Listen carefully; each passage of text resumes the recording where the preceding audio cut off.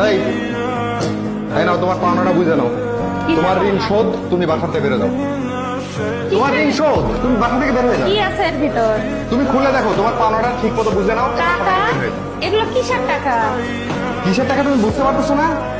কিসের টাকা বুঝতে পারতেছো না? না তো, কিসের টাকা আনছো তুমি? বুঝতেছো না? ভালো করে দেখো, এক একটা 1 লাখ টাকার বান্ডিল। বুঝতেছো না? আবার মনে পড়তেছে না? এখনো মনে পড়তেছে না?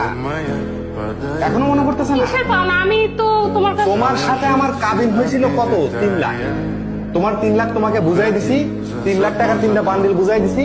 এখন আমার বাসা থেকে বেরো। বাসা থেকে বেরো। কম হয়ে গেছে? নাও আরো 50,000 দিলাম। তাই না? আরো 50,000 টাকা দিলাম। নাও। কি বলো তুমি? এসব কি বলো? 3 লাখের জায়গায় 3,50,000 দিলাম। এখন আমার বাসা থেকে বের হয়ে যাও। এখন তো আমি যা খুশি তাই করতে পারি। মেয়েদেরকে বিয়ে করার সময় কাবিন নিয়ে তো ঝামেলা হয় কিসের জন্য? আমার বিয়ের জন্য 10 লাখ টাকা কাবিন দিতে হবে। 10 লাখ টাকা কাবিন ছাড়া বিয়ে হবে না। মনে হচ্ছে তো তাই যে কাবিনের জন্যই তো মানুষ বিয়ে করে, তাই না? শোনো, যারা সংসার করতে আসে তারা না কাবিনের টাকার কথা ভেবে সংসার করতে আসে না।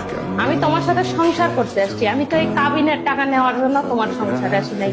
তোমার টাকা তুমি নাও, আমার কোনো কাবিনের টাকার দরকার নাই। আমি তোমার সাথে আসছি সারা জীবন তোমার সাথে থাকার জন্য। কাবিনের টাকা নিয়ে আমি কি করব? তো তোমার কাছে কাবিনের টাকা গুরুত্বপূর্ণ না? আমার কাছে আমার সংসার, আমার স্বামী, আমার সন্তান এগুলো গুরুত্বপূর্ণ। টাকা তো কাগজের নোট, আজ আছে কাল নাই। এটা দিয়ে আমি কি করব? কি 3.5 লাখ টাকা তুমি এইভাবে ছুড়ে ফেলে দিলা? এই 3.5 লাখ টাকা হয়তোবা অনেকের কাছেই অনেক মূল্যবান, তবে আমার কাছে আমার সংসার, আমার স্বামী সব থেকে বেশি মূল্যবান।